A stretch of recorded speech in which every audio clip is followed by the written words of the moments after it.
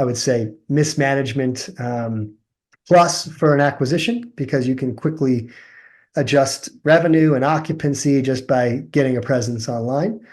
And they hadn't raised rents in years. And so I think the average 10 by 10 there was around $80 a month, where the local market was over 130.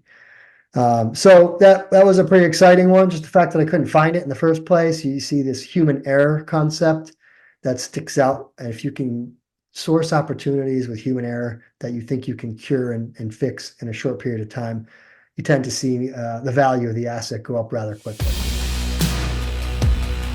So let's dive into some compelling and unique stories going on, right? Because 2023 was kind of I think a really odd year for a lot of reasons, especially because interest rates went so high and sellers' expectations were perhaps in the 2022 prices and buyers were in 2024. And it's kind of a little more of a stalled transactions over the year.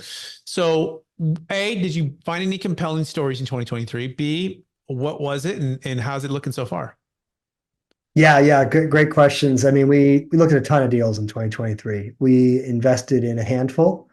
I can give you some examples. Maybe that's the best way, Brett. Like, hey, here's a deal we recently did. I'll give you a few, and I'll go through the first one kind of quickly. There's a self-storage facility an hour outside of Houston, Texas. Our operating partners found this one through their acquisitions team. They have a team of 6 folks that just cold call all day long, self-storage and mobile home park owners.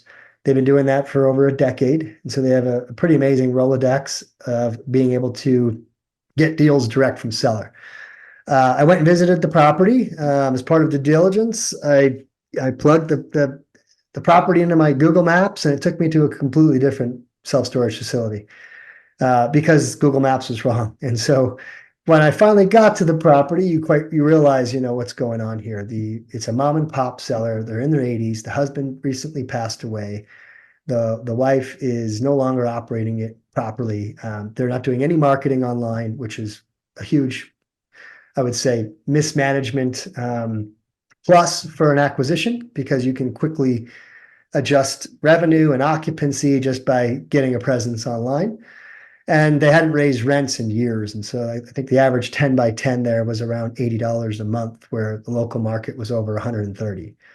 So that was a pretty exciting one. Just the fact that I couldn't find it in the first place. You see this human error concept that sticks out. And if you can source opportunities with human error that you think you can cure and fix in a short period of time, you tend to see the value of the asset go up rather quickly.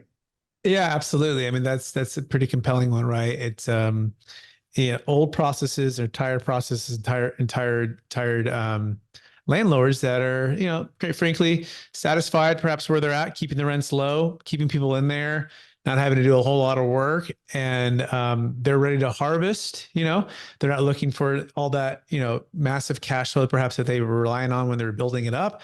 And you're going, great. It's time for you to harvest, time for us to replant, with new systems and processes. Is that a fair summary? That's exactly right. Yeah. Again, you're in the people business. So you're dealing with people who are the sellers and people who are the buyers, and making sure that everybody in between is on the same page as to what's the strategy, how are we going to improve this asset, what specifically can we do to grow NOI, right? And so that's always the goal.